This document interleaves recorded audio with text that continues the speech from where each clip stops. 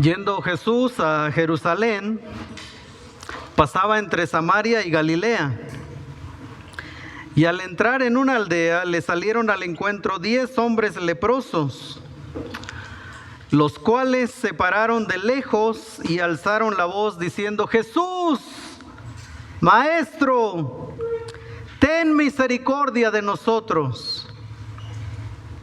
Cuando él los vio, les dijo: Id, mostraos a los sacerdotes. Y aconteció que mientras iban, fueron limpiados. Entonces, uno de ellos, viendo que había sido sanado, volvió glorificando a Dios a gran voz, y se postró rostro en tierra a sus pies, dándole gracias. Y era samaritano. Respondiendo Jesús dijo: ¿no son 10 los que fueron limpiados? ¿Y los 9? ¿Dónde están? ¿No hubo quien volviese y diese gloria a Dios, sino este extranjero? Y le dijo: levántate, vete, tu fe te ha salvado. Gratitud, un asunto de adoración. La gratitud es un asunto de adoración. Salmo 18, por favor.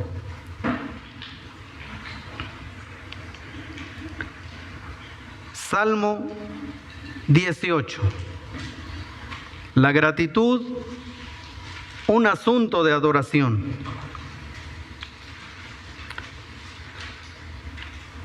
El día de hoy voy a comenzar a exponer algunos salmos durante estos servicios.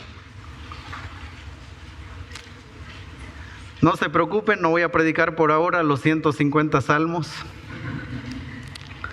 pero ya tengo en la lista por lo menos 24 salmos que quiero compartir.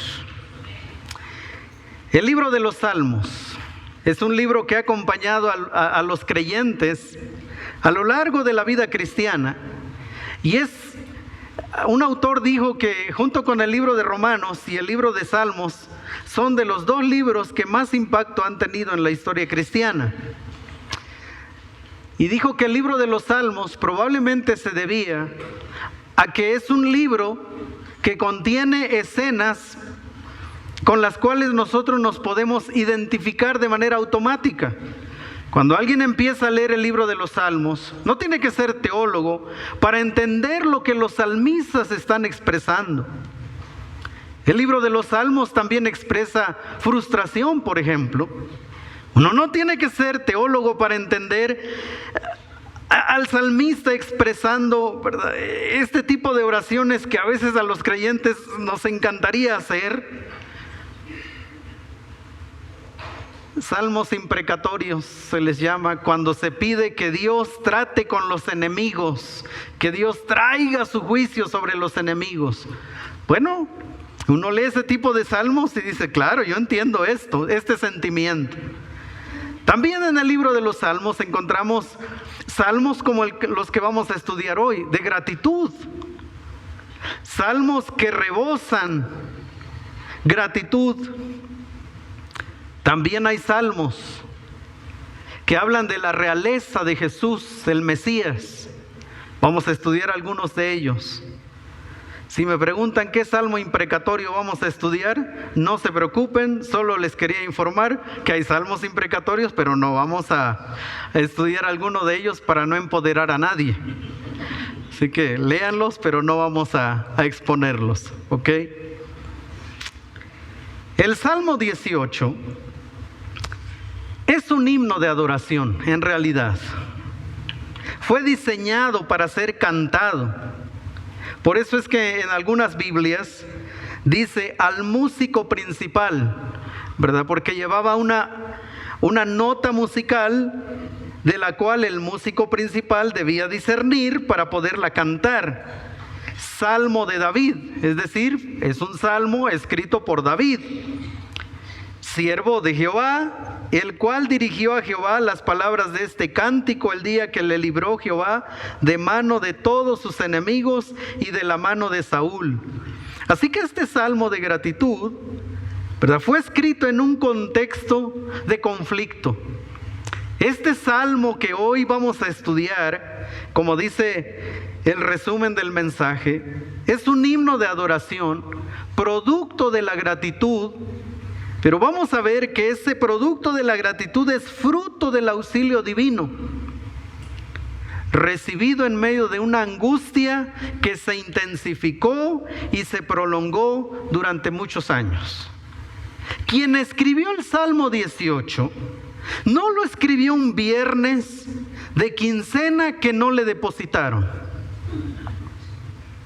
No lo escribió un tipo así que estaba preocupado porque ya es quincena y no me han depositado. No. Hoy vamos a estudiar quién escribió semejante himno de gratitud y por qué lo escribió. Para eso entonces vamos a ir a la palabra del Señor. Salmo 18. Te amo, oh Jehová, fortaleza mía. Jehová, roca mía y castillo mío y mi libertador, Dios mío, fortaleza mía, en Él confiaré, mi escudo y la fuerza de mi salvación, mi alto refugio. Invocaré a Jehová, quien es digno de ser alabado, y seré salvo de mis enemigos. Mire que el Salmo, en primer lugar, es interesante ver que un cántico de gratitud, además que David era el dulce cantor de Israel, él era un poeta. Así que él, cuando va a hablar de Dios, se refiere de una manera tan poética, pero era tan poeta que las cosas feas que le pasaron también las va a poner así como poéticas. La intervención de Dios también lo va a escribir en un tono poético. Pero en primer lugar, nosotros vemos en un cántico de gratitud que lo que resalta en esta porción es la persona de Dios. Y quiero que veamos cómo David en su himno de gratitud nos presenta a Dios. ¿Y por qué? ¿Por qué le dice, te amo, oh Jehová? Bueno, en los versos que acabo de leer, nosotros podemos encontrar que Dios es presentado como un ser capaz de relacionarse con su creación. Te amo, oh Jehová. Nosotros hemos distorsionado estas palabras. Nosotros decimos que yo amo las donas. Yo amo el fútbol. Yo amo esto, yo amo lo otro. Y la gente piensa, ¿cómo puedes amar a Dios a quien no has visto? Bueno, el salmista nos está llevando de la mano en este camino diciendo, Dios es un Dios capaz de relacionarse con su creación de manera tan individual, tan personal, que se puede llegar a este punto de intimidad con Él y poderle expresar, Señor, yo te amo.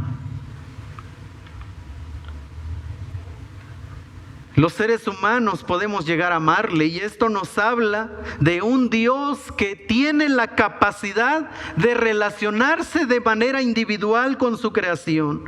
Se puede hablar con Él mediante la oración y Él habla mediante su palabra. Por eso el salmista puede expresar con toda seguridad, yo te amo, porque hay una comunicación. No es un Dios desconocido, no es una deidad aislada de los acontecimientos que le ocurren a sus fieles. Es un Dios cercano, es un Dios interesado en el día a día de sus hijos. Es un Dios interesado en la relación individual. Él procura que el creyente pueda reaccionar a dicha relación. En estos versículos también podemos ver que a Dios se le presenta como capaz de proteger a los suyos bajo los designios de su voluntad. Dios tiene el poder de cuidar a los suyos, a su pueblo. Aunque como vamos a ver en un momento, Dios en el momento de la angustia parece tan distante, pero Dios está más cercano de lo que nosotros pensamos. Su cuidado es comparado a la seguridad de una fortaleza militar. Mire qué interesante, porque David es ese contraste entre la rudeza de un hombre militar y la ternura de un poeta. Yo decía, ese es el tipo de hombre que toda mujer quisiera tener, ¿verdad? Lamentablemente a mi esposa no llegué a tiempo a la fila ni para uno ni para lo otro, hermanos. Pero ya soy runner. Este es el tipo interesante. Un hombre apto para el combate, pero un hombre hermoso, un semblante atractivo. Un hombre que podía comandar ejércitos a la guerra, pero un hombre que miraba un atardecer y el tipo se deshacía. Y se ponía a escribir un poemita. Yo veo el atardecer, le tomo foto y me encanta, pero no paso de escribir algo. No, ahí ya no llego. A ese nivel no llega mi capacidad. Pero David describe a Dios como un ser, castillo mío, roca mía, mi libertador, Dios mío, fortaleza mía, en Él confiaré, mi escudo, la fuerza de mi salvación, mi alto refugio. Su cuidado entonces es comparado con la seguridad de una fortaleza militar, pero a la misma vez es tan cercano, porque cuando uno pasa, ¿verdad? Por ejemplo, en una zona militar, la zona militar no invita a la cercanía, invita a la distancia. Pero mire lo que David percibe. Es así de fuerte mi Dios, pero es tan cercano que se equipara a un escudo individual que portaba un soldado en batalla. Está aquí Dios, ¿verdad? No solo es esa gran muralla que detiene a mis enemigos. Dios es tan personal, aquí lo tengo tan cercano. Es como un escudo individual que portaba un militar en batalla, tan seguro que es digno de confianza e inaccesible para el enemigo. Ese es Dios. Porque Dios se relaciona íntimamente con su creación y guarda fielmente a los suyos. Acudir a Él en medio de la desesperación es el remedio más eficaz para el alma angustiada. Porque Dios es así, alto refugio, fortaleza impenetrable, pero porque Dios es tan cercano, tan íntimo, entonces el salmista dice, wow, ahí yo quiero estar. ¿Cuándo quieres estar ahí? ¿Quieres saberlo? Vamos a los siguientes versos, 4 al 6. ¿Quieres saber cuándo David quería estar en un lugar así? Me rodearon ligaduras de la muerte, verso 4, y torrentes de perversidad me atemorizaron. Ligaduras del Seol me rodearon, me tendieron lazos de muerte. En mi angustia invoqué a Jehová y clamé a mi Dios. Él oyó mi voz desde su templo y mi clamor llegó delante de él a sus oídos. En segundo lugar, no solo se presenta a Dios. Ahora miremos qué estaba pasando en la vida de David. Les digo que él era un poeta, por eso es que él lo describe así tan torrentes de perversidad, ligaduras del Seol me rodearon. Se describe en primer lugar una situación fuera de control. Por eso les dije, aquí no estamos hablando de un tipo que no le depositaron en la quincena. No, aquí estamos hablando de una situación que se sale fuera de control, es una situación que sobre la que no se tiene dominio, angustiante, experiencias cercanas a la muerte, desesperación y profundo temor. De esos que te mantienen despierto a las 3 de la mañana, hermano o hermana. De esas situaciones que ya lloraste y sientes que no es suficiente. De esas veces que ya oraste y sigues sintiendo que Dios no te escucha. De esas cosas que ya le contaste a alguien y no tiene cabeza ni cola, que no sabes ni a dónde va esto. De eso estamos hablando. Ahora, ¿de dónde vino esta situación así de David? ¿De dónde experimentó estas circunstancias que lo estaban llevando a la muerte, desesperación, profundo temor? ¿Cuál era la causa de esta situación así asfixiante? Bueno, la envidia por parte del rey Saúl hacia David después de que él mató a Goliat y haber sido victoriado. ¿Recuerdan? Saúl mató y David, venía ahí el joven, había matado al gran enemigo de Israel, Goliat, y lo mató en un acto tan sencillo, tan común para él, que no tuvo que usar la armadura de Saúl, y él solo con lo que hacía todos los días, en un acto cotidiano para él, ejecutó a Goliat. Regresa a donde estaba Saúl, la gente empezó a vitorear a David y eso trajo envidia en el corazón de Saúl, pero el odio de Saúl hacia David fue acrecentando hasta procurar matarlo.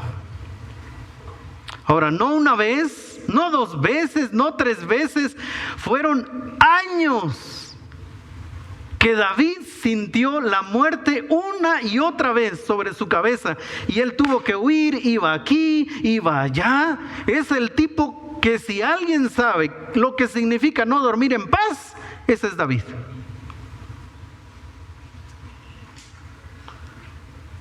Esta es la razón. Había un hombre que tenía todo el poder y todo el ejército para cazarlo. Algunos solo los llaman de Electra, dice, y entran en crisis. No, a David no recibía llamadas. De repente a David le avisaban, ahí viene el ejército de Saúl, vámonos. De repente él estaba en otro lugar y le avisaban a Saúl, David está en aquel lugar, y Saúl levantaba su ejército e iba tras David una y otra vez a lo largo de muchos años. Y es en medio de esta situación que David escribe y dice, en mi angustia invoqué a Jehová y clamé a mi Dios, él oyó mi voz desde su templo y mi clamor llegó delante de él a sus oídos. ¡Wow! Y es aquí donde se revela un Dios tan personal, tan único, hermanos. Es donde se revela a Dios oyendo el clamor de una criatura finita, indefensa y vulnerable. ¿Por qué David pone esto? Porque aquí todavía no entramos a que Dios hizo algo. Aquí solo David está diciendo, yo clamé y Dios me escuchó. O sea, yo creo que el tipo se levantó de haber estado postrado y estaba seguro que Dios lo había escuchado. ¿Por qué ser escuchado tiene un impacto en la vida del salmista? ¿Por qué? Porque hay una validación del dolor. Cuando alguien escucha sin juzgar, la persona siente que su sufrimiento es legítimo y digno de atención. Eso reduce la sensación de aislamiento. Cuando alguien te presta sus oídos en medio de la crisis, te está diciendo, no estás solo. Exactamente qué hacer contigo, no lo sé, pero no estás solo. Aquí estoy. Número 2, hay una descarga emocional. Expresar lo que pesa internamente libera tensión acumulada. Es como abrir una válvula de presión. ¿Les ha pasado? Que traen una situación, ahí está, se va guardando, pero llega un momento, ya, reventaste, no hay más. Amanece un lunes, sabes que tienes que ir a trabajar y no quieres. Miras a tus hijos, sabes que tienes que hacerles el desayuno porque ya se van a la escuela y sencillamente no te quieres parar. ¿Les ha pasado?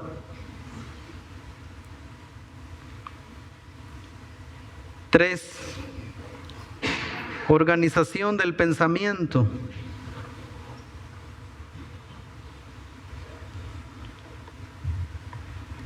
Poner en palabras lo que se siente ayuda a ordenar emociones, pensamientos caóticos, que da claridad.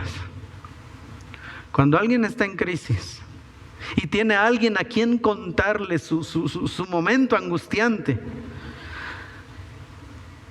de repente después de una hora siente que ya, más o menos veo lo que tengo que hacer. Se reduce la ansiedad. Saber que otro comprende o acompaña disminuye la percepción de amenaza y calma el sistema nervioso.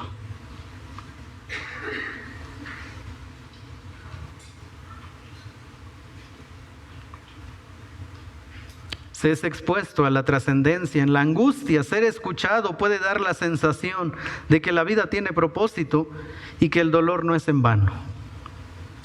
Y finalmente, se vislumbra esperanza.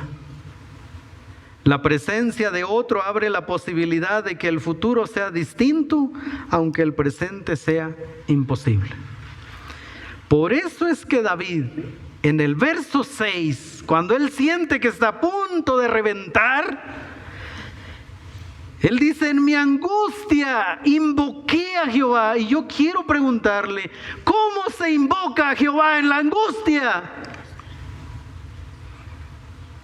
Señor, yo te quiero dar gracias por este día, gracias por los alimentos, en el nombre de Jesús, amén.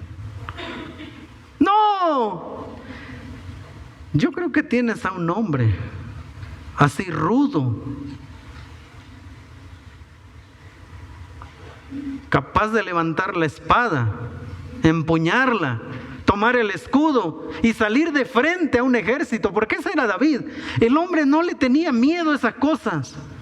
Él era el hombre de agarren sus armas y vamos a ir por él. ¿Recuerdan? Ese era. Pero ahora lo ves aquí diciendo, no puedo más. Y cuando no puedes más, esto es lo que hace David. En mi angustia invoqué a Jehová y Él me escuchó. Eso es todo.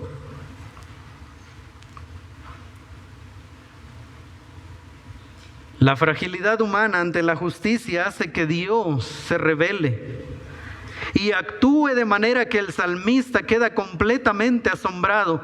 Porque aquí hay una cosa, hermanos. Cuando los hijos de Dios clamamos, Dios responde como Padre. Así que ojo con eso. Cuando los hijos de Dios clamamos, Dios responde. El Señor Jesucristo dijo, si vosotros siendo imperfectos sabéis dar buenas dádivas a vuestros hijos, ¿cuánto más vuestro Padre que está en los cielos? En otras palabras, si tú como padre, que no eres perfecto, te esfuerzas por proteger a tus hijos, por darles lo mejor, imagínate a Dios. El Todopoderoso, el perfecto, el fiel, el misericordioso, el santo. Así que ojo con esto, Porque cuando los hijos de Dios claman, Dios responde. Y en los siguientes versos, desde el 7 hasta el 30, que por causa del tiempo no vamos a leerlo todo, pero nosotros vemos a Dios revelado. Dios actúa. Y lo primero que nosotros vemos en los versos 7 al 19 son sus acciones. Y aquí comienza David a hacer uso de ese don que Dios le dio, el arte, la poesía. Y él dice en el verso 7, la tierra fue conmovida y tembló, se conmovieron los cimientos de los montes y se estremecieron porque se indignó él. Humo subió de su nariz y de su boca fuego consumidor, carbones fueron por él encendidos. Y comienza a describir de manera poética cómo Dios entra en acción después de que él clama. David describe la intervención de Dios como un Dios que produce cataclismos, así lo describe, un Dios que entra en batalla por David. Dios liberó a David en medio del caos y lo puso en un lugar seguro. Él describe esta crisis que él estaba viviendo y lo dice de esta manera: me sacó de muchas aguas.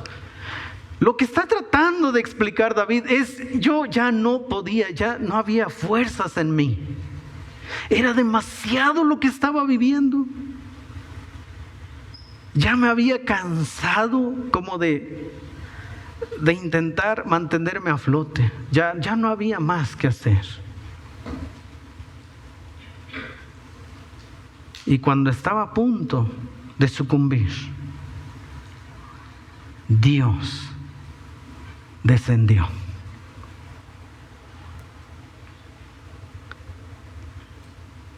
Las muchas aguas hace referencia a las situaciones apremiantes que David experimentó a lo largo de muchos años, gracias a David y a otros enemigos que buscaban su vida.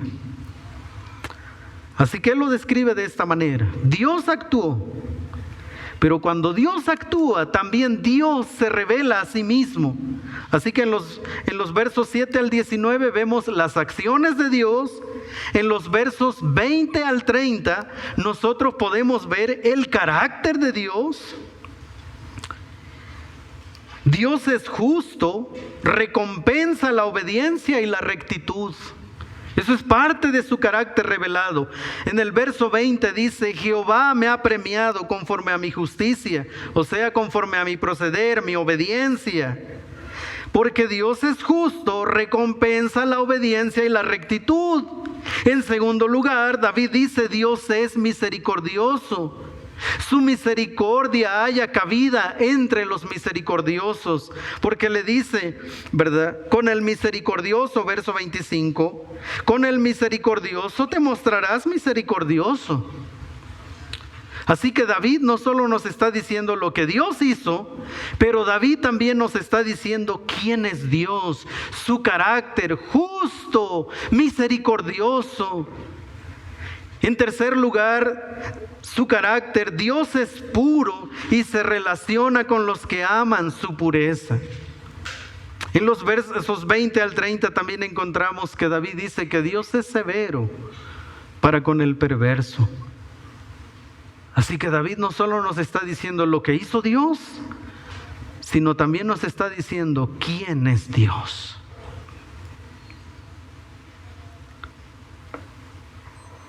Y es interesante esto, hermanos.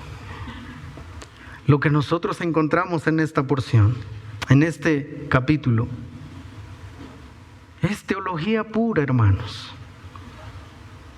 En medio de la crisis, Dios se revela tal cual Él es.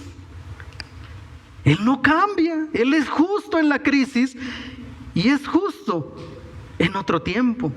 Dios es santo en la crisis y Dios es santo en otro tiempo. Dios es puro en la crisis y Dios sigue siendo puro en otro tiempo. Dios es misericordioso en la crisis y Dios es misericordioso en otro tiempo. Porque Dios no cambia. Su revelación tiene un propósito. Preparar a David para enfrentar las situaciones de la vida diaria y capacitarlo para responder con firmeza y convicción. Y aquí entramos a algo que a muchos de nosotros no nos gusta. Y es esta, 31 al 45. Igual, no voy a leer toda la porción, pero para los que toman nota, vamos a ir a esta parte de la fortaleza de Dios, versos 31 al 45. Y dice, ayúdenme a leer los versos 31, 32 y 33, por favor. Dice, porque ¿quién es Dios?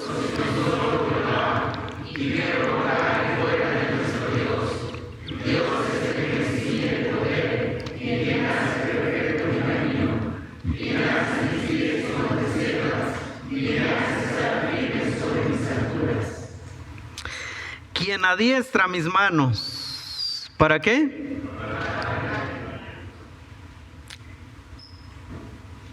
¿No que ya clamó y Dios lo liberó? Sí, Dios lo va a liberar, pero él tiene que salir a pelear. Es que ya oré, pastor, y Dios no responde. ¿Y qué le estás pidiendo? Trabajo, pastor. ¿Y enviaste currículum? Pues no. ¿Y cómo te va a llegar trabajo? Pues sí que estoy orando. Bueno, sigue orando. ¿Cómo respondió Dios? Lo capacitó. Por eso, la última parte de la diapositiva anterior dice, su revelación tiene un propósito: preparar a David para enfrentar las situaciones de la vida diaria, y eso incluye a Saúl. Capacitarlo para responder con firmeza y convicción. Por eso Dios se reveló. Por eso Dios descendió. Porque llegamos a este momento en el que el salmista recibe dirección y fortaleza, poder y autoridad, capacidad para reaccionar a las batallas que debe enfrentar. El salmista dice, quien adiestra mis manos para la batalla. Es decir, le otorga habilidades de combate, lo llena de energía física para perseguir y vencer a sus adversarios. Porque la angustia no se resuelve únicamente clamando, sino accionando, obedeciendo. Esto es lo que Dios hace, hermanos. Y aquí lo estamos viendo. Me diste a sí mismo, 35, el escudo de tu salvación, tu diestra me sustentó, tu benignidad me ha engrandecido, ensanchaste mis pasos debajo de mí y mis pies no han resbalado. Perseguí a mis enemigos y los alcancé y no volví hasta acabarlos. ¡Wow! Queridos hermanos, nosotros tenemos que estudiar más la Biblia para aprender de las crisis. Porque nosotros pensamos que, Señor, ayúdame por favor, ¿ok? Dame trabajo, ¿ok? Necesitamos pagar la renta, la luz, esto, ¿ok? Mañana voy a trabajar. Ah, ¿cómo así? ¿De dónde?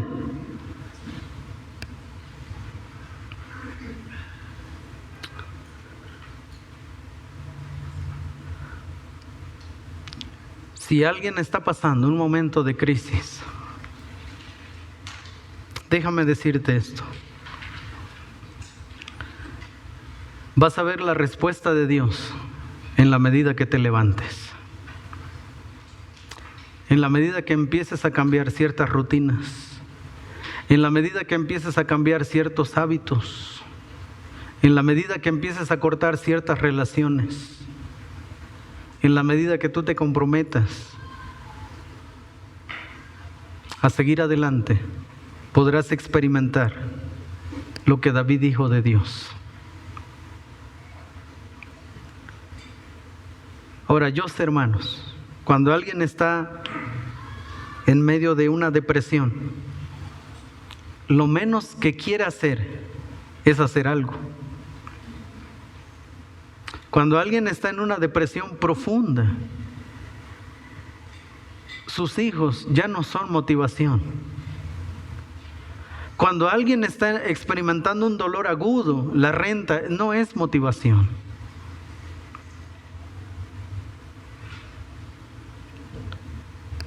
Por eso es que David dice, cuando sentía que estaba a punto de ya no hay más, de esas oraciones que creo que David hizo como: Señor, si aquí termino, aquí termino. Ya no puedo con esto, Señor, es demasiado. O sea, han sido años de Saúl. No hay paz, no tengo gozo. Señor, ¿hasta cuándo?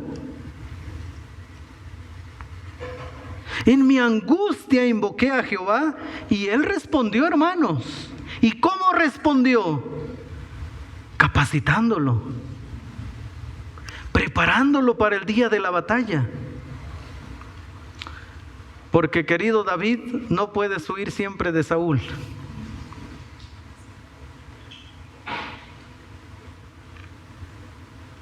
Tendrás que levantarte.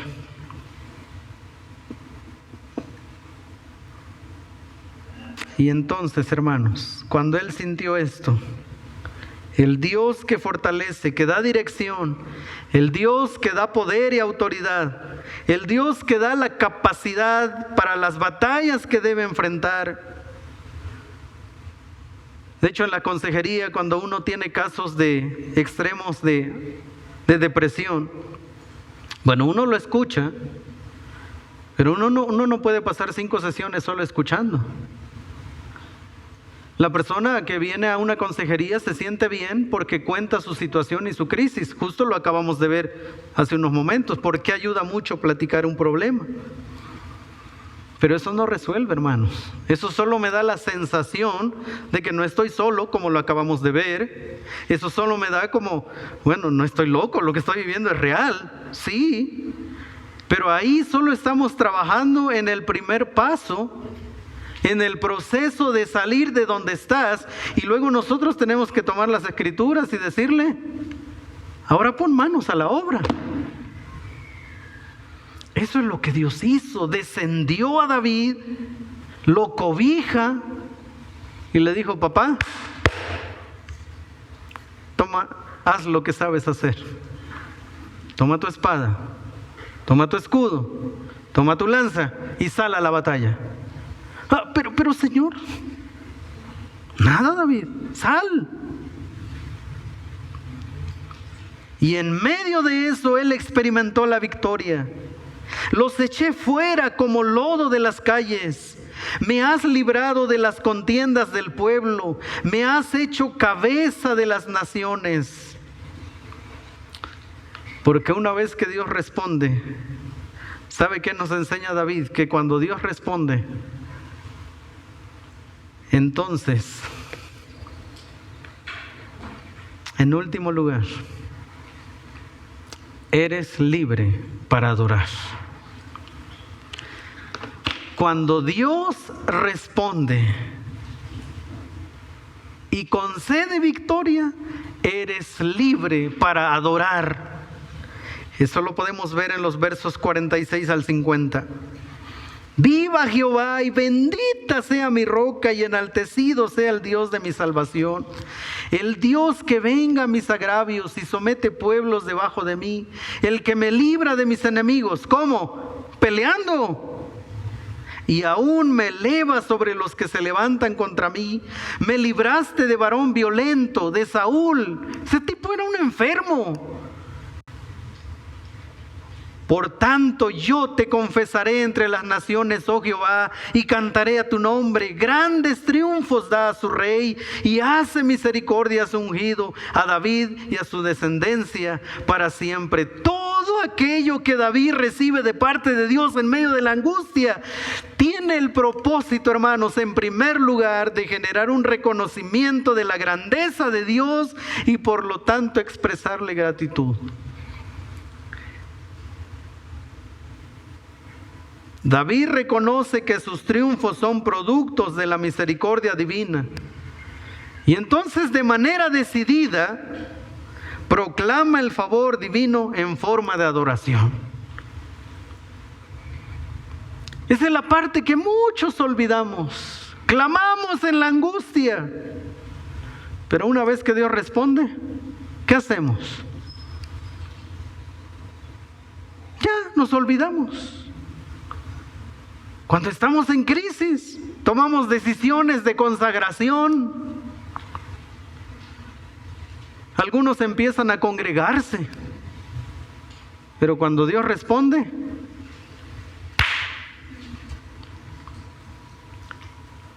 y uno dice, vas a regresar. Eso es como cuando las mamás nos decían, ¿vienes o voy? Y uno sabía que es mejor si ahí voy. ¿Verdad? Porque si no, esto se arma.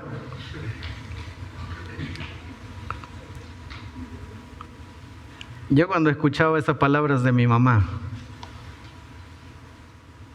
que me decía, ¿vienes o voy? Está bien. Porque ahí de los que la conocen, ahí donde la ven, si ella iba por mí era peor.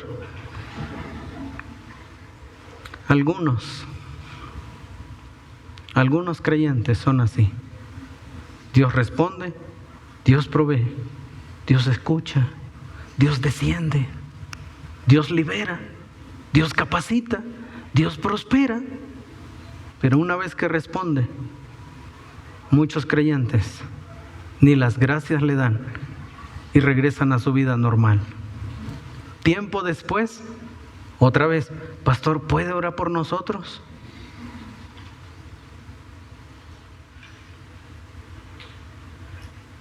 Y de hoy en adelante voy a hacer la pregunta, ¿cómo quieres que ore por ti?